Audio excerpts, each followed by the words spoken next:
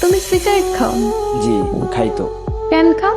কেন খাই সেটা তো মুখে বলে প্রকাশ করতে পারবো না, তবে আমার একটা নির্ঘুম রাত যদি আপনার হাতে তুলে দিতে পারতাম তাহলে হয়তো আপনি বুঝতেন কেন আমি সিগারেট খাই। এখন থেকে আর কখনো সিগারেট খাবা না। কেন খাবো না? আমি বলছি তাই। কে আপনি? আর আমি আপনার কথাই বা কেন শুনবো? জানি না, আমি বলছি তাই শুনতে হবে। আপনি নিজেই তো নিজেকে ভালো করে জানেন না, আর আপনি আসতেন আমাকে শাসন করার জন্য। তুমি রাত যাবো? রাত জাগা পাখিরা রাত জাগবে, এটাই তো স্বাভাবিক। আজকে রাত থেকে ভালো ছেলের মতো তাড়াতাড়ি ঘুমিয়ে পড়বা। এই যে ম্যাডাম, 2-4টা ঘুমের ওষুধও আমাকে রাত জাগা থেকে বিরক্ত করতে পারে নাই, আর আপনার মুখের কথায় আমার রাত জাগা থেমে যাবে বললেই হলো। জি বললেই হবে।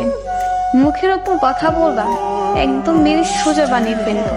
আপনার কথা শুনে মনে হলো আমি একটা খেলার পুতুল, যেরকম নাচাবেন সেরকমই নাচবো।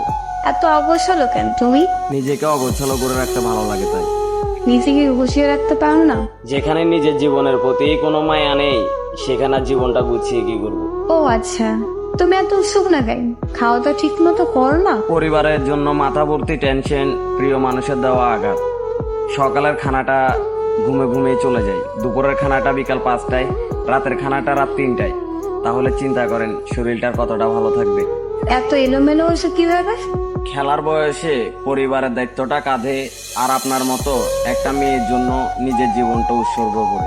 ও আচ্ছা, মানুষটা ভুল ছিল তাই ঠকে গেছো? আমি ঠকিনি, আমাকে ইচ্ছা করে ঠকানো হয়েছে। কিন্তু এরকম ভাবে জীবনে চলে না।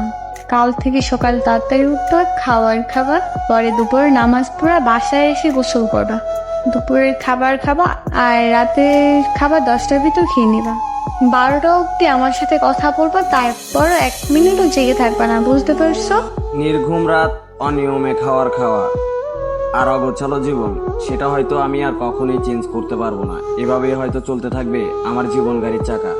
আর আপনি যদি মনে করেন যে আপনি এরকম নির্দেশনা দিয়ে আমার মনে জায়গা করে নেবেন তাহলে ভুল ভাবতেছেন, কারণ আমার মন দিল বলতে কিছুই নেই। তুমি তো দেখি অনেক কথা বল, যা বলবো ওইটা করবা। করবা মানে করবাই, না বললে মায়ের তো খাও নাই আমার হাতে, একদম সোজা করে ফেলবো। কাল থেকে আমার রুটিন শুরু তোমার লাইফে, মনে থাকো যেন।